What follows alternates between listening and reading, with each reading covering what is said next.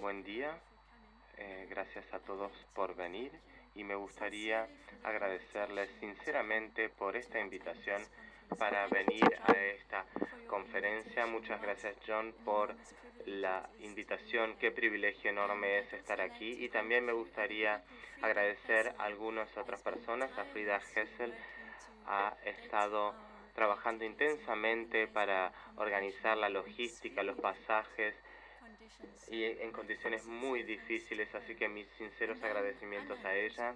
A Ana Kasumistal, ha sido un anfitrión increíble y he ganado tanto en nuestras conversaciones casuales, en el auto, en los mails. Nos hiciste sentir muy bien acogidos y escuchados en formas que son poco comunes en el mundo actual, así que muchas gracias. También gracias a la universidad y al señor Carlos Ruta, también por insistir con la realización de esta conferencia y en circunstancias tan difíciles. Esto es algo que apoyo y me siento muy apegada a todas las universidades y especialmente a las universidades en el sur. Y mis agradecimientos final van a los traductores, Alejo y María. Sin ustedes no podría participar de esta conferencia. Así que para mí fue realmente mágico compartir dos idiomas que me llegan a la vez. Así que muchísimas gracias. Ya me instalé el Duolingo para español en la computadora, así que la próxima voy a estar un poco más ducha en español. Muchas gracias.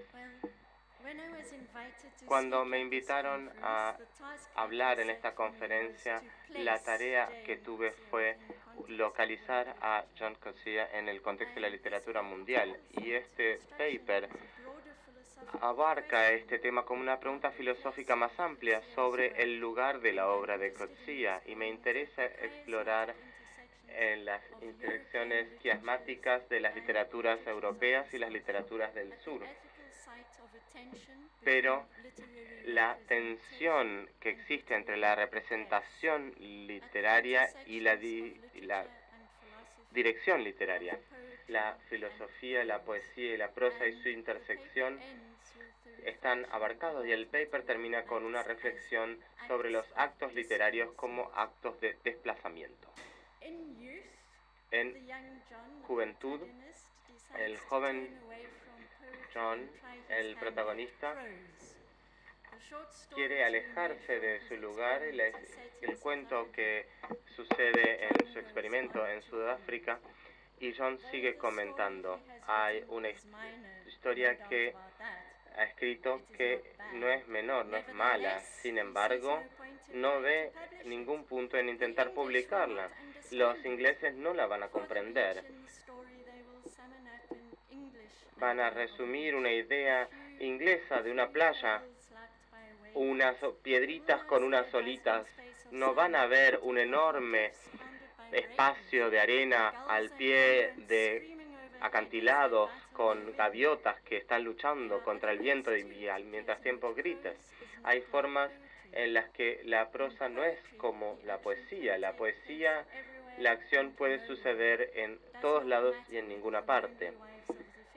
No importa si la mujer pobre y viuda del pescador vive en Lisboa o en cualquier otra parte. La prosa parece requerir un lugar específico. No hay un inglés que pueda describir Inglaterra también en prosa. Esto nos trae preguntas que traen algunas de las principales líneas de la discusión que va a seguir. El lugar de la obra de Coetzee es en esa tensión productiva entre la tradición literaria de la que viene, de lo que habla, y a quién está dirigida. Entonces, el lugar de la obra de Coetzee no es solo el lugar del que habla o el lugar dentro de una tradición literaria. El problema del lugar también tiene que ver con la forma de decir y el lugar de escribir y leer. Claro, Por supuesto que Sudáfrica es uno de los lugares sobre los cuales escribe Coetzee, y quiero recordarles de la charla de Flavia ayer cuando habló de la vida y tiempos y épocas, la vida y época de Michael Kay. En Coetzee el término lugar tiene un rango semántico que se extiende más allá de lo geográfico. Tiene que ver con preocupaciones políticas, con preocupaciones estéticas. El lugar representado muchas veces es extranjero a los idiomas de los escritores de descendencia europea que buscan representarlo. Entonces tiene que ver con el contexto situacional, con el kairos de la historia, si quieren, de la historia que se escribe y se lee. Es decir, el lugar de la historia no es un elemento descrito a priori disponible para representación semántica directa, sino que el lugar está creado en encuentros supervinientes del trabajo. Y volviendo al pasaje de juventud, una playa resuena muy distinto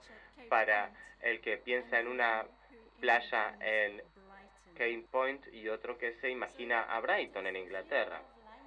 Entonces es el campo del lenguaje y la intersección entre lector y escritor que transmite únicamente una carga histórica y política. Y para ser más específica en relación a esto, en el trabajo de Coetzee, más que aplanar los cambios semánticos en idioma vernacular o en neologismos o contradicciones que vienen con el uso del idioma en algunos de los distintos continentes, Coetzee los ubica y los representa con intensidad imaginativa. Y aún más, la práctica de la escritura para Coetzee es una experiencia más que un acto autónomo y autoritativo, en el cual el lector es el agente distante y controlador, y la novela es un objeto discreto y pasivo producido. En lugar de esto, el escritor, el texto, genera con el uso específico de unilenguaje y el tiempo, están mezclados en un proceso complejo. La experiencia de escribir una novela es muy extensa, y esto lo dijo en una entrevista con David Atwell. La novela se convierte menos en un objeto que en un lugar al que vamos todos los días por varios lugares, por varios años, varias horas por día. Escribir genera un lugar en sí mismo, y Coetzee dice que lo que sucede en ese lugar tiene una relación menos y menos discernible con la vida que uno vive o la gente que vive alrededor nuestra. Hay otras fuerzas y otras dinámicas que dominan este lugar.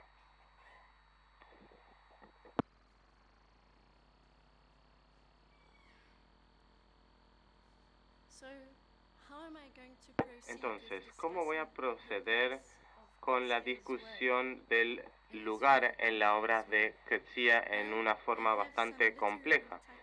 Tengo algunos marcos, algunos basamentos literarios que van a distribuirse por esta presentación. Son europeos y africanos.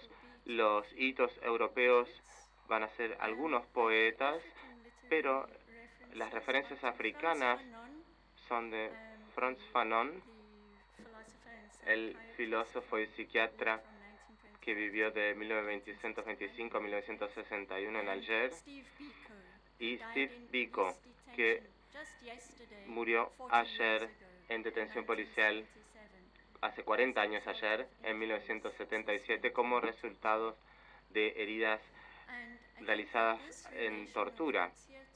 Esta relación de Coetzee, Steve Biko y Fanon también no ha sido suficientemente discutido en la academia, así que es parte de la conversación sur que me gustaría subrayar hoy. Y en toda la presentación lo que voy a mostrar es un decalage o un desplazamiento de la descripción de hablarle a hablarle Asia, de que tenemos el sentido de algunas de las tensiones éticas que están presentes en el corpus de Qadsiya. Y luego queremos terminar, ya que tuvimos una conversación tan rica en relación a la Tierra, quiero terminar haciendo referencia al artista de la Tierra, Robert Smithson. Creo que es más famoso por sus obras de espiral. Robert Smithson y su teoría de un no sitio. Y lo que quiero proponer es la noción de un no sitio literario en la obra de Qadsiya. Entonces, en esta intersección en las literaturas africanas y europeas ya lo he localizado. En el caso de leer muchos de los ensayos críticos más tempranos de Qadsiya, uno podría llegar a la conclusión fácilmente de que tiene un interés reticente en los discursos y literaturas africanas. Mis alianzas africanas son europeas, no africanas, dice en una entrevista con David Atwell. Y dice que su ensayo sobre la guma viene de una percepción de que si me voy a quedar en los Estados Unidos, va a tener que ser como un africanista, es decir, como un especialista en un corpus literario muy prolífero y no muy bien considerado. Esto fue en Buffalo entre 1966 y 67. Como él lo dijo, había incluso leído a Chairman Mao, a Mao, como quería encontrar una un lugar imaginario para sí mismo en el tercer mundo y sus propias narrativas. Pero Qadsiya sigue comentando lo que ayudó a Fanon es que Qadsiya no sigue diciendo, y en ese breve pasaje que leí está hablando de África, Europa y los Estados Unidos, pero también está hablando del lugar en una narrativa que la gente dice de sí mismos.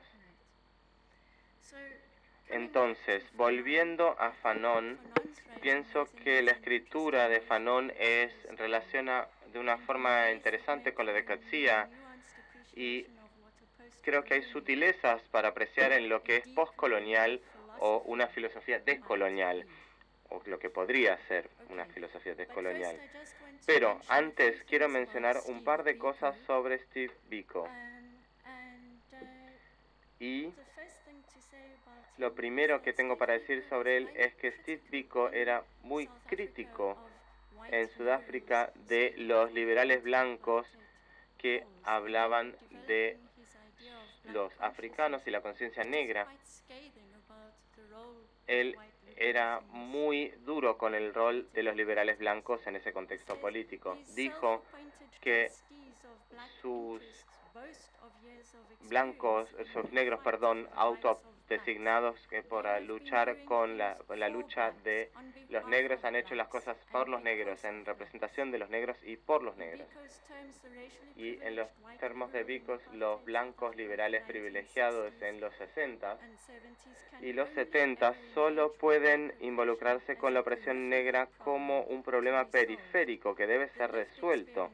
La experiencia vivida de una persona negra en ese contraste es una lucha para salir de la situación, y por eso para Biko los negros hablan con un sentido más claro de la urgencia que los blancos. Ningún blanco puede nunca escapar, dice, de un campo opresor, en más de asumir un rol auténtico. Los liberales blancos, y no te estoy citando, deben dejar que los negros se ocupen de sus propios asuntos mientras ellos se preocupan con el verdadero mal en la sociedad, el racismo blanco.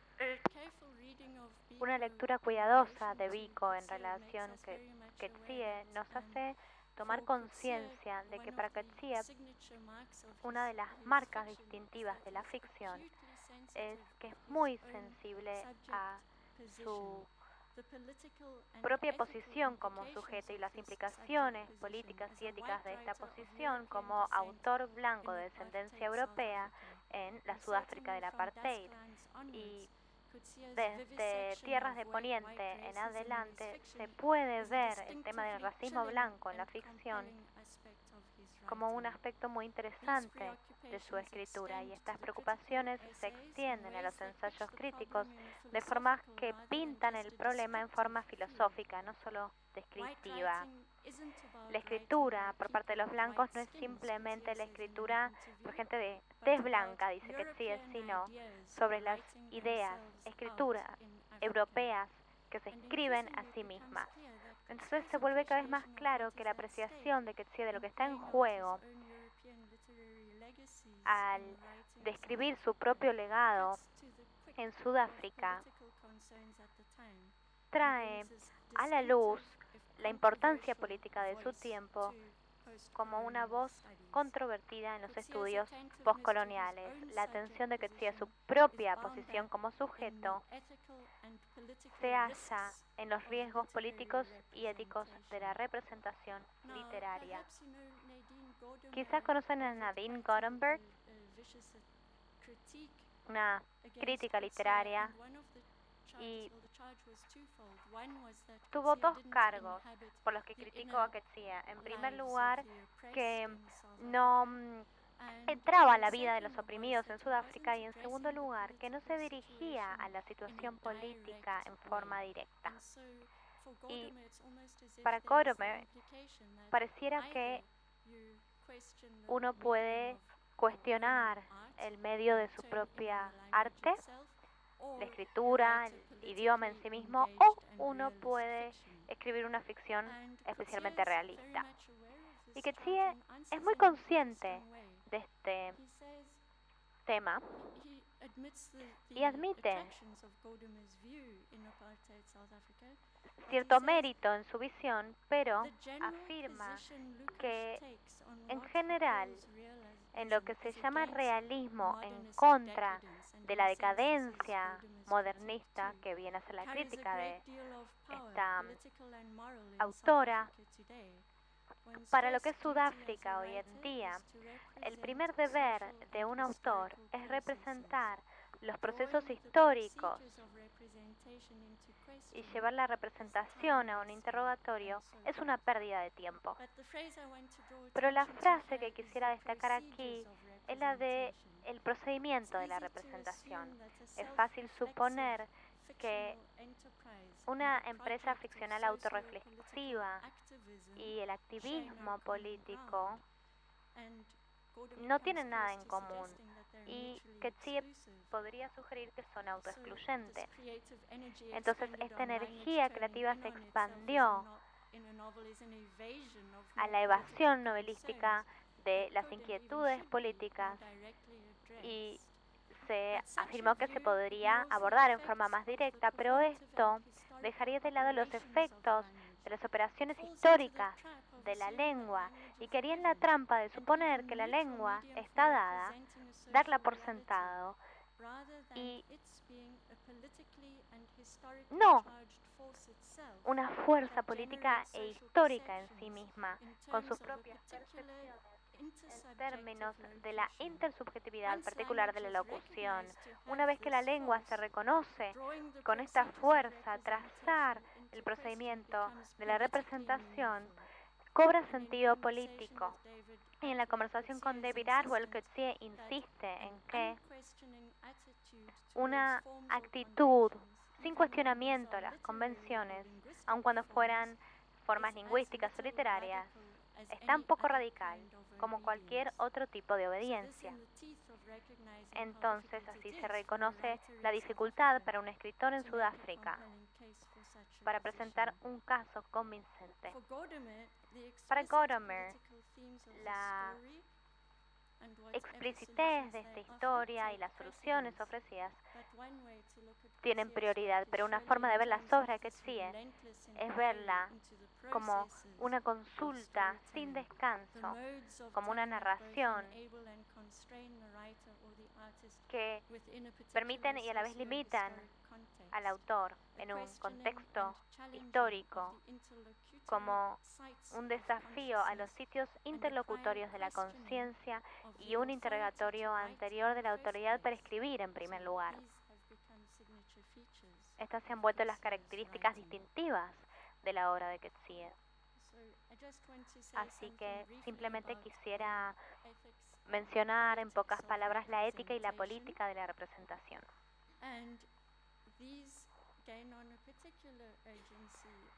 Esto gana urgencia en particular a medida que Coetzee escribe en los 70 y los 80 sobre las implicancias de describir la violencia extrema del Estado del apartheid, y un punto central de estas reflexiones está en la representación de la tortura y más específicamente en el asesinato de Steve Biko mientras se encontraba en custodia policial.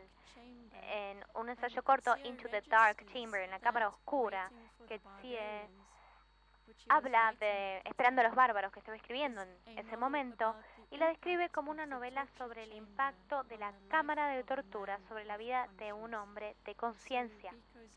Entonces la detención y el juicio de Biko, que luego llevan a su muerte, crean un contexto histórico el momento en que él escribía Esperando a los bárbaros.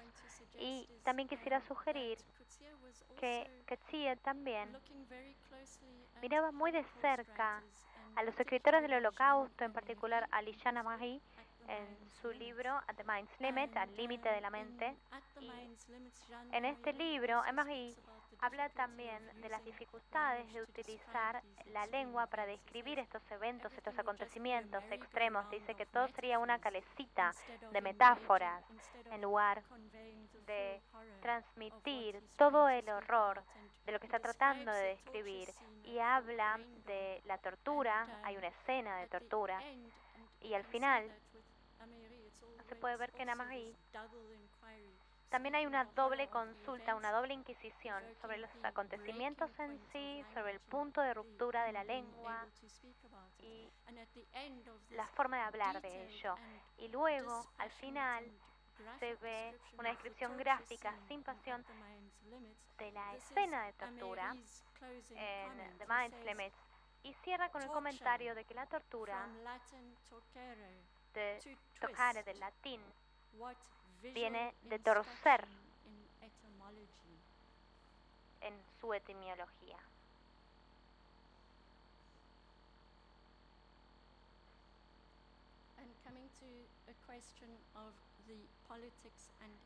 Ahora voy a pasar a la política y a la ética.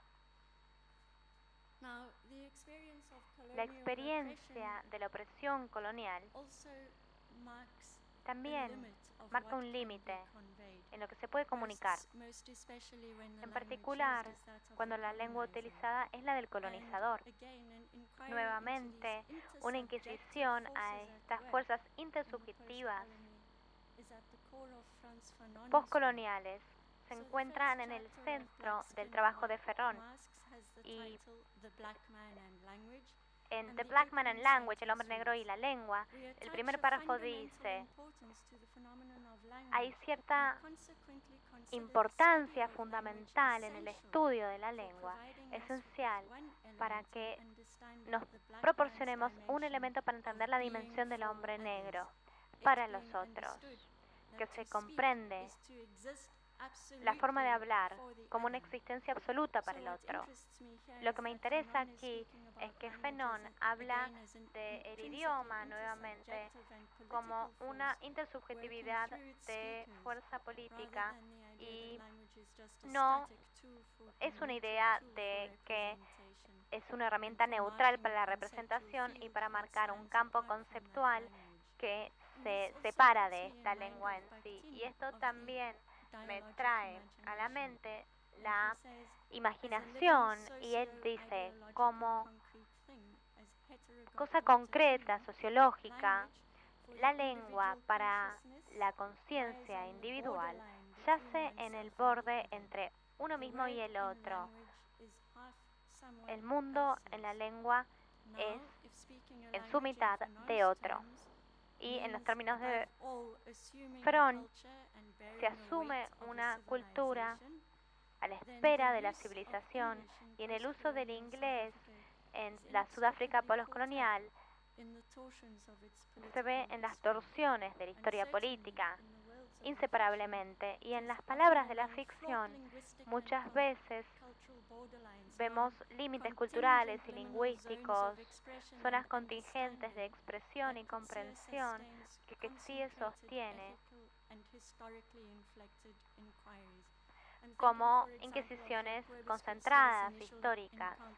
Y pensaba en su encuentro con la gente en Tierras de Poniente, de Karen y Florence, en La Edad de Hierro, de Susan Barton y Friday en Foe, de El médico y Michael Kay, del magistrado y la Bárbara, de Pollax en Desgracia. Y en cuanto al discurso prevaleciente, podemos ver lo que los escritores sudafricanos suelen denominar la violencia psíquica de la asimilación, y en Coetzee esta violencia se reconoce y analiza como un lugar de la cultura y la lengua dominantes que genera la fuerza con la que nos relacionamos con los otros. Y ahora voy a volver a Biko. Esta violencia de la asimilación a través de la lengua gana urgencia política intensa en las propias reflexiones de Biko sobre la tarea imposible de hablar inglés en un tribunal del apartheid. Y él dice: quizás seas inteligente, pero no tan articulado. Estás obligado a tomar un rol subserviente de tener que decir que sí a lo que afirman, hablando de lo que has experimentado, lo que has vivido, y ellos no, porque no lo puedes hablar, no lo puedes expresar tan bien. Esto en cierta forma inculca también a muchos estudiantes un sentido de falta de pertenencia. Uno piensa que no es solo un tema de lengua y lo vincula también con la inteligencia, y uno tiende a pensar que esa otra persona está mejor preparado mentalmente que uno mismo. Y cuando detecta la detrición del ser y de la autoexpresión en el campo de la lengua colonial o dominante, o el discurso dominante. En toda su escritura crítica, Coetzee es coherente en su postura de que desafiar el poder prevaleciente del discurso es parte del deber ético de un escritor, y como la lengua opera en estos campos intersubjetivos y que el uso de Coetzee del inglés lleva con sí la carga de un legado colonial, las repercusiones de este reto son políticas. En la escritura de Coetzee, este reto tiene un doble ímpetu. Primero, la apreciación de que la lengua no es un medio estático para la representación, sino que tiene fuerza transitiva. Y luego voy a volver a este término, transitivo. En segundo lugar, la apreciación de que hay una forma distinta de hablar, de decir, que debe imaginarse, si hay otra forma de pensar que debe encontrar su expresión en formas que desafíen las planillas recibidas, las formas recibidas. Uso la palabra transitiva entonces en su sentido normal, regular, de pasar, ir de uno al otro, pero sigo pensando en Fanon y Bakhtin y pienso que este otro no es el objeto, el tema en discusión en el evento interlocutorio, sino los interlocutores mismos. Ahora cambia el tema de mi discusión. La escena, más que un contenido subsuntivo de lo que se dice, se vuelve el enfoque, el foco de la atención. El escritor y la audiencia se ven afectados por la fuerza transitiva de lo que se expresa. Esta idea tiene una relación intersubjetiva con el otro. Y además, cualquier cambio en la lengua no solo altera lo que se deba comunicar, sino que recalibra a los interlocutores. El análisis de la política, cuando se dirige a los demás, ayuda a ver las condiciones que determinan lo que se puede decir, y la ética y la política de la representación entonces no pueden verse en forma independiente de la ética y la política de la comunicación. Vuelvo entonces a la crítica de Gordimer acerca de Qetsiyeh, y en este sentido también vamos a ver la respuesta de Qetsiyeh a Gordimer, que hace varias referencias directas en entrevistas y ensayos, disertaciones, y en un momento Qetsiyeh dice: en África, uno solo puede imaginarse una forma de hablar directa como representación. Los cortocircuitos de la imaginación, lo que nos lleva a abordar un tema, es lo que aquí llamo historia. La única forma de dirigirnos que nos podemos imaginar, y aquí se cita a sí mismo, es una admisión de la derrota. Por ende, y esto está en bastardilla, la tarea se vuelve imaginarse lo inimaginable. Imaginarse una forma de dirigirse que limita la escritura. Entonces, lo que me llama la atención aquí es dirigirse. Y ahora estamos en una mejor posición de ver que este juego de la escritura no es simplemente el avant-garde, el eurocéntrico, sino que genera una disrupción del campo de la lengua que nos aleja en la relación con el otro. Y hablo de la relación en doble sentido, en contar algo, en relacionarse con alguien. Y esto nos lleva a pensar en la escritura de Qetsiyeh como un proceso experimental y vivencial, una actividad compleja que aborda problemas de representación, autorreflexión y dirección literaria, y cómo crea un espacio el autor para la producción literaria en un estado de apartheid, con narración que se dirige pero no capitula las estipulaciones de este estado.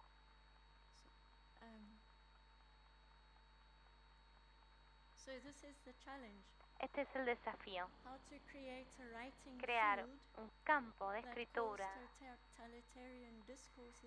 donde se pueda cuestionar el totalitarismo sin que nos limite este totalitarismo. Por eso creo que siempre será difícil decir que Qetsiyeh sea parte del establishment. Creo que nunca podremos decir que será parte del establishment político-literario de Sudáfrica. Su postura y su posición en cualquier discurso nacional o cualquier rótulo siempre se podrá cuestionar. Y creo que esta es la columna vertebral del cargo político y ético de la escritura, y pienso que podemos hablar también de las ideas que mencionaron los paneles ayer, del intersticio, de la incertidumbre, que es algo que se comentó muchísimo ayer. Ahora voy a volver a Fanon, y estoy pensando en la disrupción que prevalece en los discursos, y un fragmento dice: desafiar el colonialismo no es una confrontación racional de puntos de vista, no es un discurso sobre lo universal, sino un reclamo de los colonizados de que su mundo es fundamentalmente diferente. Fanon deja en claro que su propia filosofía y su estilo, el estilo en que la conduce, no necesariamente adoptarán una metodología occidental y una práctica occidental sin cuestionarlas, pero sí quisiera llamar su atención a este mismo fragmento tal como aparece en francés. En la versión en inglés se dice que carece de pasión, pero en el texto en francés dice échevelé, que significa algo diferente y con frenesí, salvaje. En cambio, en la traducción en inglés del texto en Fanon se dice fundamentalmente diferente y es una frase que implica una comparación con el mundo colonial, con la fijación de los términos de la comparación. El texto en francés de Fanon, sin embargo, habla de un postulado que se presenta como absoluto, una originalidad que se presenta como absoluta, que simplemente no es una diferencia de la norma. Entonces, esto nos lleva de vuelta a la tensión entre las formas de decir creadas y heredadas que determinan los canales desde los cuales se puede pensar. Para Fanon, el pensamiento descolonizador habla de una ruptura respecto de los estilos convencionales de presentar argumentos filosóficos y podemos verlo en sus textos, se confirma la originalidad de su enfoque. En Coetzee, estas preguntas se abren muy explícitamente y no solo ofrecen sus novelas alegorías estables de argumentos filosóficos independientes a priori, ni siquiera es el caso de que sus etapas de ficción sean claramente reconocibles como posturas filosóficas. La ficción trae nuevos caminos de pensamientos en vez de seguir en los existentes. La narrativa, y esta es una cita de una disertación de Noble Today, la novela Hoy, la narrativa no es una forma de que los mensajes sean, como dicen, efectivos, escribió Coetzee, sino que la narrativa es otra forma de pensar. Como en Fanon, no hay un programa fijado por adelantado. Para Coetzee, este proyecto de la escritura es experimental. Se precipita la escritura en una lengua de descubrimiento. Uno escribe porque no sabe qué quiere decir. Y lo que esa escritura produce puede ser muy distinto de lo que uno pensaba o pensaba a medias. ¿Qué quería decir? En primer lugar, en este sentido se puede decir que la escritura nos escribe a nosotros. Y este es un fragmento que citamos de Doubling the Point. La atención de Coetzee a las fuerzas de la lengua, a los procesos y estilos de la narrativa de por sí, tiene una importancia filosófica, incluso antes de los mensajes o de los temas o de las ideas que se expresan. Y creo que podemos ver este autocuestionamiento como una parte fundamental de la escritura, y Coetzee hace una contribución distintiva al pensamiento postcolonial en este sentido, por lo cual también estamos en condiciones de apreciar lo que podemos llamar un pensamiento postcolonial de por sí, que está lejos de ser un cuerpo monolítico de obras. Ahora quisiera volver al primer fragmento con el que comencé esta presentación. Incluso si, como decía, la poesía puede ocurrir en todos lados y en ningún lado, hay un sentido preponderante en Coetzee de que es un acto donde un poema en particular tiene cierta materialidad perceptible como texto, genera un efecto de la fuerza y un efecto ético en los lectores al encontrarse con sí. Si bien en el poema, al nivel del tema, puede ser abstracto, ausente o ficticio, el poema en sí también es una sustancia y depende de que lo lean en una situación en particular, en un momento en particular del tiempo. El interés de Coetzee en este encuentro físico con las palabras se ve aquí, y respecto de los poemas de Rilke dice: hay algo físico en confrontar al poema en su forma original, algo que se relaciona con las palabras en sí, con su propia presencia bruta, su propio orden, sin importar lo difícil que sea comprenderlos, de la oscuridad de nuestra comprensión, de su combinación.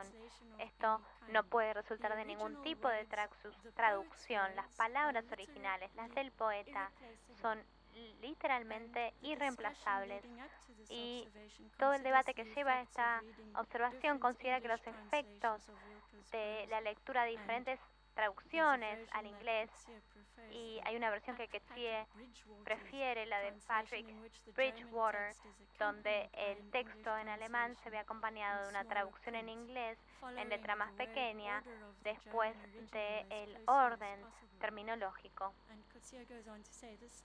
que se sigue tan cerca como sea posible, y afirma que es el mejor formato para un lector que conozca algo del idioma de origen y no esté buscando una versión del poema en su propio idioma, sino marcadores que lo ayuden a explorar el poema en su propia forma, con tan poca orientación como sea posible, incluso a riesgo de no comprender las palabras en sí. Entonces, no se refiere a la mejor traducción para el lector, sino a la irreemplazabilidad de las palabras originales para el poema, en el territorio del poema. Y este encuentro genera una corriente singular que no podría reflejar la traducción. La presencia del término original vale la pena el riesgo de no comprender la obra. Y Coetzee vuelve entonces a cuestiones relacionadas en su ensayo sobre la poesía de Celan, y habla de la tensión entre la materialidad textual y la semántica, y su abstracción, en particular los problemas que presenta para el traductor, y habla de la poesía y se pregunta si ofrece un conocimiento distinto que la historia, una receptividad distinta, y esto lleva a otro interrogante: ¿es posible responder a la poesía sin comprenderla en forma cabal?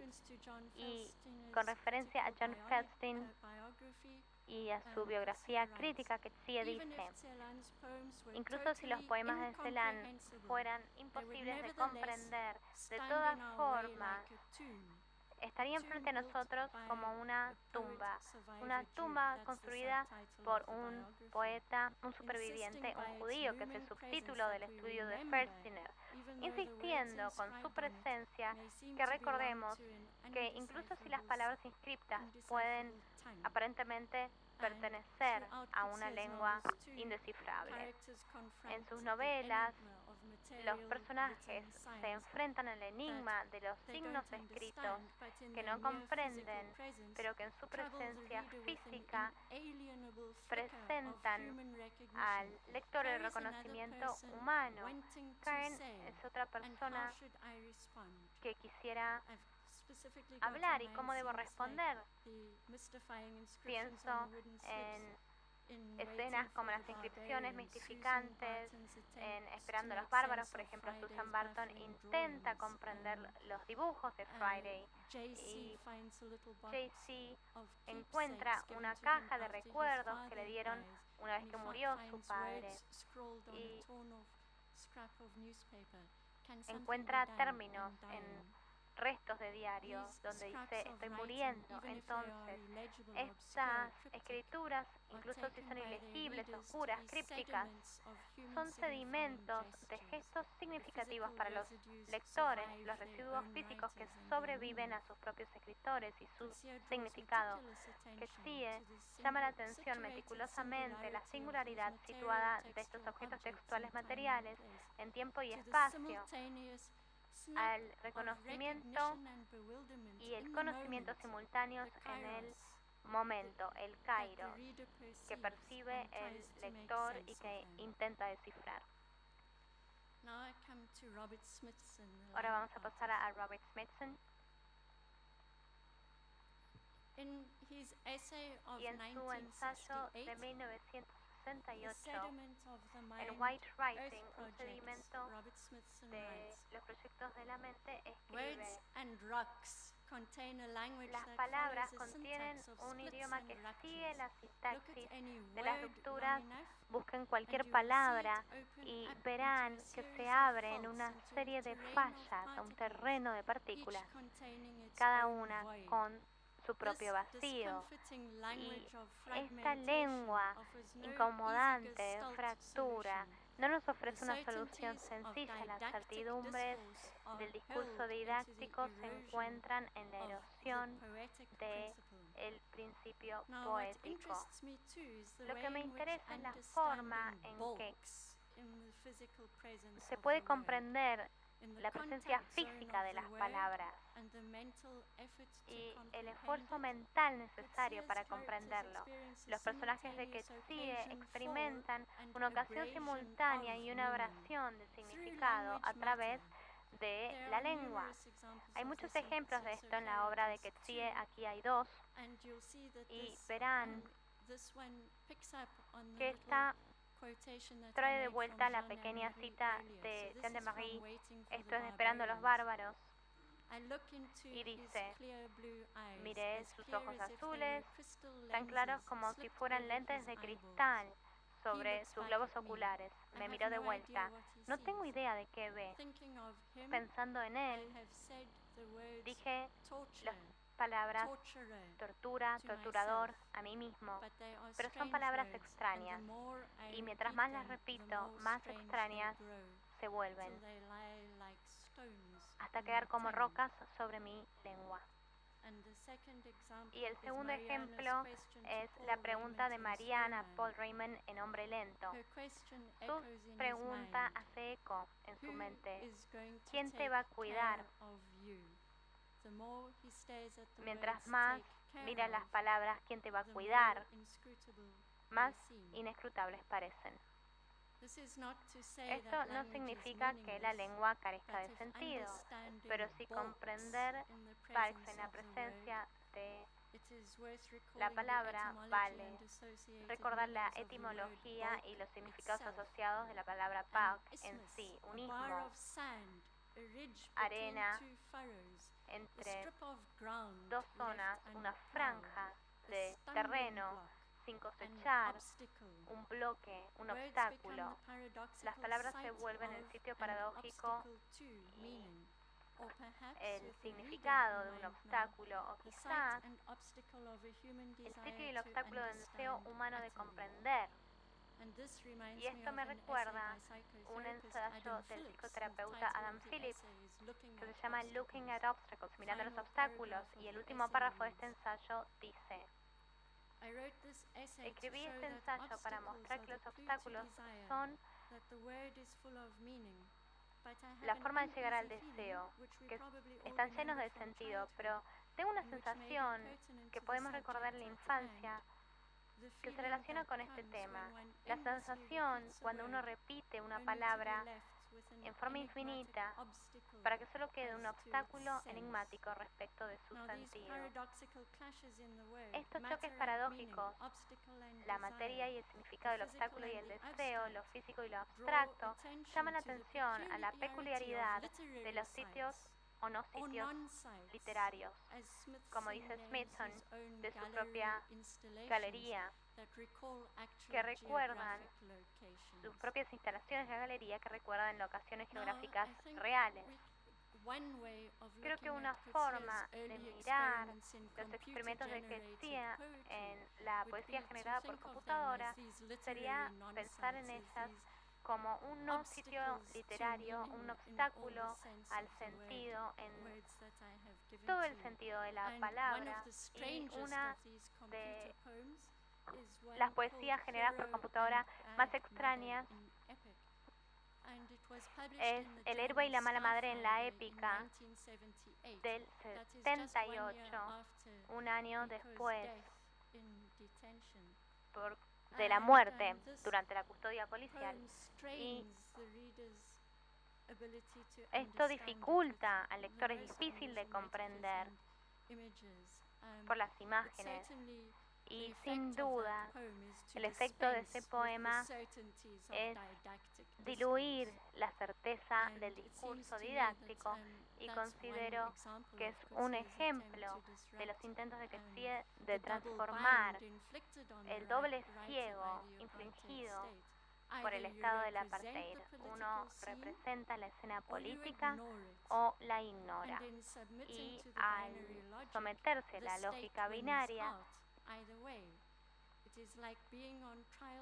siempre gana el Estado. Es como estar en juicio por la vida misma, y que solo se puede decir sí o no, dice Mrs. Karen en Edad de Hierro. Y nuevamente podemos pensar en los paneles de ayer de Pablo y Jonathan en particular, que hablaban de estos temas de lógica binaria. Y la señora Karen dice: cuando respiras para hablar, te ganan los jueces, sí o no. No hay discursos, decís sí. Pero si sentís que hay otras palabras que te nacen como la vida en el vientre, no como un niño que patea, no aún, pero como al comienzo, como el conocimiento que una mujer tiene cuando está embarazada.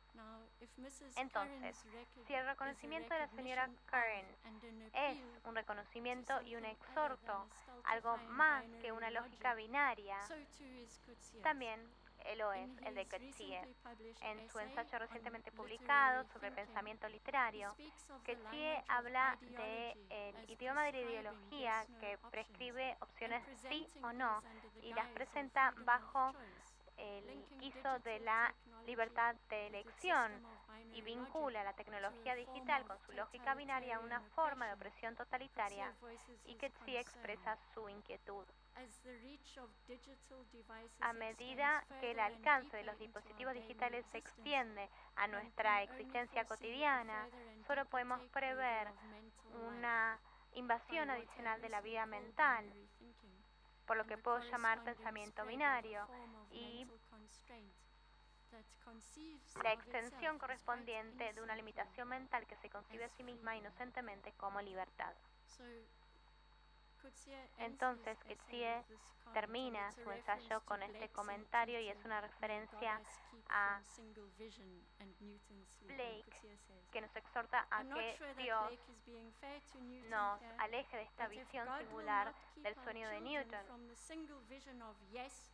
Y si Dios no mantendrá a nuestros niños alejados de esta visión, entonces deberán hacerlo los poetas. Entonces, habló en el sentido más amplio de poeta y de creadores. Los poetas manejan nuestras certidumbres, recalibran los entornos del campo de la lengua, desplazando las ideas recibidas con el sitio material y sensorial de la palabra. Entonces, mi tarea de ubicar a Coetzee en el contexto de la literatura mundial ha resultado en una reflexión sobre las formas en que su obra coloca y descoloca al lector y a sus certidumbres. Gracias.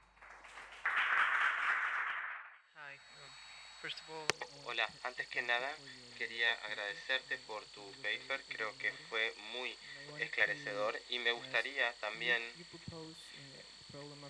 propusiste el problema de la comunicación de forma tal de que el idioma decolonizado ha sido introducido. Y yo pensé que quizás el problema de la comunicación en las novelas de Coetzee sea también un problema debido al conflicto o la disonancia que sus personajes reflexivos tienen. Entonces me gustaría saber tus pensamientos sobre esto. Y la segunda parte de la pregunta es que si percibís eso también, ¿cómo ves la concepción de la escritura o el acto de escritura en las novelas de Coetzee como una forma de quizás desenredar o ayudar a llegar a una solución a estas disonancias? Muchas gracias. Gracias, es una pregunta muy compleja y claro que es el caso de que a veces parece que los personajes están a mundos separados por un abismo y no hay lugar común para que se encuentren. En algunos de los encuentros que mencioné como ejemplos, por ejemplo, el encuentro con Namazcua en Tierras de Poniente, están tratando de hacer una conversación y ella escucha los nombres mal y mezcla las cosas. Todas estas cuestiones hacen que sea muy difícil comprender y llegar al otro a través de la comunicación. El trabajo de Coetzee también experimenta los límites del lenguaje. Entonces, en Desgracia, por ejemplo, la música es una forma de comunicarse con el otro, o hasta un punto los animales huelen sus pensamientos, o las dificultades que existen. O lo que me gustaría también decir es que hay dificultades en comunicarse con las personas que son muy parecidas a vos. ¿Qué pasa con Lucy y su padre en Desgracia? Hay una... no me entendés, no me lees mal y no soy un personaje de tus historias y me vas a abstraer siempre, bueno, no te puedo ayudar, esto es personal, esta soy yo. Y creo que Coetzee va aún más lejos con la pregunta de su propia vida interna y se comunica consigo mismo. Entonces ahora llega la cuestión de la escritura. Uno de mis pasajes favoritos está en Juventud, donde Jacqueline descubre al diario del joven John y descubre que se dicen cosas horribles sobre ella, y ahí John se dice a mí mismo, bueno, si no puedo poner lo que está pensando en los diarios, ¿cómo se va a transformar a convertir en un artista, en un poeta? Y luego sigue diciendo, ¿cómo puede estar seguro de lo que escribe en sus diarios son verdades? ¿Y por qué incluso querría saber esto con certeza? Y son todas esas preguntas que vuelven a la pregunta de la escritura. Y si eso puede ser de ayuda, yo creo que ciertamente hay un sentido de que en la escritura uno tiene que elegir y uno describe lo que fue esa elección después de que uno escribió lo que escribió, y luego te lleva en una dirección que uno no había pensado previamente. Y también hay otra parte, creo que está en alguna de las otras obras, es uno de los peligros de la escritura, te comprime, te compromete con un camino, y una vez que esa cosa está escrita, la vida nunca va a volver a ser la misma. Entonces hay un riesgo en esto. Creo que uno también en Coetzee uno descubre que el acto de escritura es un compromiso ético, es la entrega del ser a este campo, que no es un sujeto público. Y volviendo a Bakhtin, si va a ser comprendida, bueno, esa palabra también es a medias de otra persona. Entonces yo creo que los experimentos con diferentes géneros, diferentes estilos y diferentes formas de escritura, incluso bosquejos en el papel, el uso de itálicas o bastardillas que funcionan de una forma tan interesante en una novela, son experimentos distintos de distintas formas de decir que van más allá de el contenido de lo que uno puede decir. Yo creo que lo que a mí me interesa es ese momento de materialización de un pensamiento o una emoción, pero en esa materialización también está el tiempo involucrado. Muchas gracias.